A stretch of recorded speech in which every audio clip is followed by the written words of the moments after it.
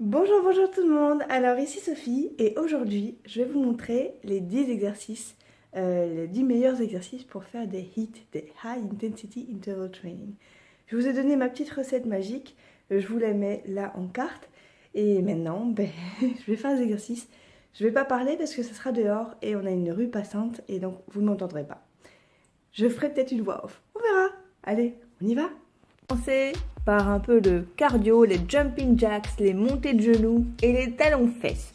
Alors tout d'abord, si vous voyez cette vidéo, n'hésitez pas à cliquer sur j'aime pour m'assurer que cette vidéo est aussi distribuée aux autres abonnés parce que pour l'instant, elle est juste proposée à 1000 abonnés et pas plus. Si vous aimez, au plus vous aimez, au plus de mes abonnés pourront voir cette vidéo. Donc là, les jumping jacks, vous savez, c'est jambes écartées, bras écartés. Et en fonction, si vous voulez travailler plus les cuisses ou pas, vous pouvez un peu plier les genoux. Alors, je m'excuse d'avance. Je revenais d'une grosse session de trampoline. J'avais des énormes courbatures. Donc vous allez voir qu'au niveau jambes, ça ne suit pas. Tout va bien.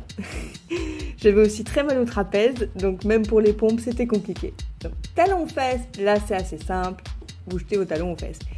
Montée de genoux, très important de monter les genoux à 90 degrés. Donc vous pliez moi j'aime bien plier le bras et essayer de faire toucher les genoux, que le genou vienne taper le poing ou la main et pas la main qui vient taper le genou.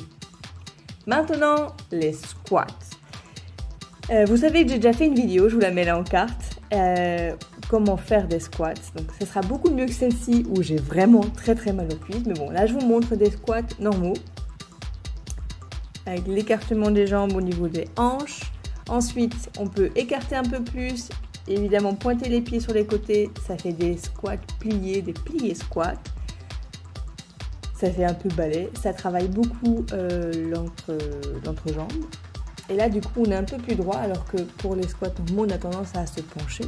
Maintenant, on va faire un côté à chaque fois. Ça va venir construire la force, le muscle, pour pouvoir faire après ce qu'on appelle des pistol squats, donc des squats à une seule jambe. Vous voyez, j'arrive pas à descendre avec cette jambe-là. Tout va bien. Il faut savoir que les squats, ce sont mes exercices préférés. Donc si j'arrive vraiment pas à les faire, c'est que j'avais vraiment très mal. Ensuite, les jambes joints, les genoux joints, ça s'appelle des narrow squats, des squats étroits. Et ça travaille beaucoup plus ce qui est juste au-dessus du genou, justement, au niveau cuisse, alors que les autres ont plus tendance à travailler les fessiers. Alors là, c'est le pistol squat, donc à une seule jambe. Alors je vais essayer, mais là, ma courbature me dit non. Donc voilà, n'hésitez pas à vous tenir si vous avez besoin. Ensuite, là, les kicks. Moi, j'aime bien ceux-là aussi, parce que ça, pareil, ça va venir construire la force sur une seule jambe et ça va vous aider après à passer à seulement à une jambe pour les squats. Et il faut que ça soit explosif, hein, le coup de pied doit être explosif. Et maintenant, attention, j'ai gardé le meilleur pour la fin, les jump squats. Donc, on squat, on jump. On squat, on saute. On squat, on saute. Ça fait mal, mais c'est un des plus efficaces niveau brûle-graisse. Ensuite, on va parler burpees. Oui, donc on va commencer par ce qu'on appelle les burpees de compétition, donc sans la pompe. Donc on vient se mettre en station planche, on saute, hop, on recommence. Voilà. Et après, on va passer au burpee traditionnel, donc normalement avec la pompe. Alors là, j'ai eu le malheur de vouloir faire une pompe, des coudes pliés, qui coudes joints au tronc, alors que d'habitude je les fais écarter, donc j'ai l'air d'une grosse... Bref, hein, je dois retravailler tout ça. Ensuite, les fentes. Alors les fentes, ce sont mes exercices que je déteste. Ce sont les exercices que je haïs le plus. J'ai pas beaucoup d'équilibre, comme vous pouvez le voir, donc ça fait partie pour ça. Parce que je me sens pas à l'aise et du coup j'ai l'impression que je vais me blesser, puisque comme je bouge un peu. Mais donc voilà, c'est la jambe du fond qui bouge, qui plie le genou. Et celle de devant, il faut juste veiller à avoir le genou bien au-dessus de la cheville, donc à 90. Après, ça forme un angle de 90 degrés pour pas se blesser le genou. Donc vous pouvez soit aller en avant, soit vers l'arrière. Moi, je préfère aller vers l'arrière parce que je contrôle le mouvement. Du coup, on travaille quand même un peu plus la cuisse de devant pour remonter. Alors cet exercice-là, je l'aime bien. C'est pareil. Et après, il faut donner un coup de pied en arrière et puis on donne un coup de pied. en arrière, et puis on donne un coup de pied. Et on donne un coup de pied. Et on donne un coup de pied. N'hésitez pas à vous tenir si vous avez besoin. Et là, le plus dur, c'est de faire ce qu'on appelle les feintes où on saute, donc les jump lunges ou lunges jump. Voilà. J'y arrive pas, j'ai pas assez d'équilibre. Je voulais juste vous montrer 2-3. Maintenant, les mountain climbers. Donc, c'est station pompe, donc c'est un peu de gainage. Il y a à la fois le cardio parce que les jambes vont à fond. Maintenant, les planches. Donc, le gainage pur et dur. Donc, il faut être droit comme une planche. Pas trop les fesses montées, pas trop en bas pour pas cambrer. Vraiment, n'oubliez pas de bien baisser les omoplates. Et après, une fois que vous êtes bien, vous pouvez bouger les jambes de manière alternée ou ensemble. Faire un petit saut. Ça, c'est vraiment quand on est balèze, hein, quand on tient plus d'1 minute de planche.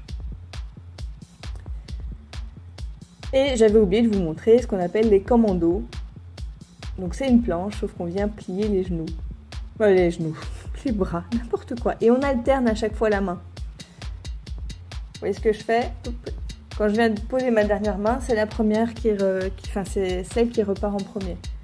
Maintenant, les abdos bicyclette. Alors, ils sont très très bien parce qu'ils travaillent à la fois en haut. Donc, il faut viser à ce que l'épaule vienne s'approcher le plus possible du genou. C'est pas le coude, c'est l'épaule. Donc, ça travaille les obliques, les abdos du dessus et à la fois les abdos du bas puisque vous faites bouger vos jambes. Et il faut gainer les jambes aussi. Donc j'aime beaucoup cet exercice, il est très complet. Vous pouvez commencer doucement et après aller de plus en plus vite. Ensuite, on va travailler encore un peu de fessiers, mais aussi un peu d'abdos. Ce sont les ponts. Moi j'aime beaucoup cet exercice qui ne nécessite pas de saut, etc. Et si on se blesse le genou, on peut encore le faire, comparé au squat qu'on ne peut pas. J'aime beaucoup cet exercice. N'oubliez pas de contracter les abdos, toujours vers le haut. Si vous avez une sage-femme, vous savez ce que je veux dire. Vous respirez, vous avez l'impression d'inspirer vers tous vos organes vers le haut. Et donc là, je vous montre les différentes façons. Ça travaille différents muscles fessiers en fait.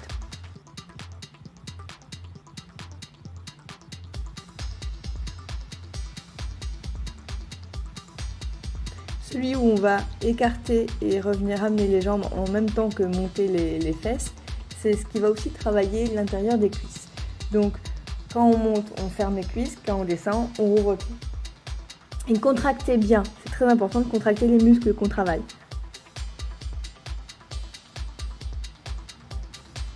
Et puis on peut faire des petites pulsations, c'est très efficace pour les fessiers purement et simplement. Ensuite, les pompes. Allons-y. Alors, regardez pas, j'ai fait une autre vidéo sur les pompes. Là, très franchement, j'étais pas du tout en forme. Donc, dès le début, je me suis mis sur les genoux. Donc, gainez bien tout. Essayez d'avoir le dos le plus droit possible. Là, je trouve qu'en ce moment, je suis un peu cambrée au niveau des fesses. À mon avis, j'ai un souci avec mon bassin. Il faudrait que j'aille voir l'ostéo. Parce que je pense pas que j'ai gonflé autant de muscles de mes fesses. Donc, je pense qu'il faudrait que je travaille un peu le bon alignement de mon bassin. Mais voilà, il faut que ça soit une ligne normalement.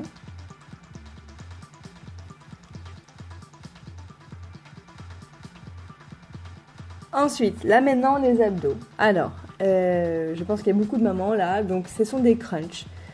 Les crunchs peuvent être très mauvais pour le périnée. Ce qui est important, vous allez voir là mon ventre, il reste plat. Bon là, c'était un gros fail. C'est de respirer, de respirer en soufflant vraiment vers le haut. Ayez l'image de vous vider comme un ballon de baudruche vers le haut. Vous ne poussez pas vers le bas, l'air va vers le haut. Et donc vous voyez, en aucun cas mon ventre se gonfle. Il essaie de rester le plus plat possible. Donc il y a les crunchs normaux. Ensuite, ceux-là c'est pareil, ça va être des petites pulsations où on essaie de regarder le ciel pour pas blesser son cou. Ce sont que les omoplates qui se lèvent. Mais vous voyez, ça travaille beaucoup les abdos du haut. Et en aucun cas, le reste du ventre se gonfle. Ensuite, levée de jambes. Et là, on va travailler les obliques. Donc pareil, à chaque fois que vous faites des crunchs, ne blessez pas votre périnée. Sinon, vous allez finir par faire pipi dans votre culotte. Même si vous n'avez pas eu d'enfant. Et ensuite, oui, encore les... Donc là, je mets mes... Comme je sais que mon bassin, il veut pas basculer, je mets mes mains en diamant en dessous. Et du coup, lever de jambes. Et c'est pareil, le ventre ne doit pas gonfler. Et là, ça travaille du coup le bas du ventre. J'aime bien jouer un peu avec mes jambes, mais en même temps, ça fait travailler les muscles des jambes. C'est des exercices polyarticulés, comme je vous disais dans ma vidéo sur les 10 exercices, enfin sur les hits. Voilà!